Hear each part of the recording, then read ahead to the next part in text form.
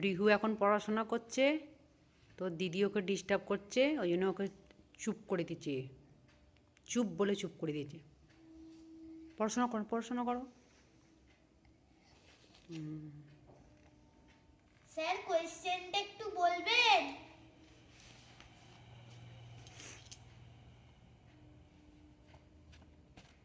দেখি এরকম বইটা ধরেছো, দেখি বইটা তোলো, বইটা তোলো।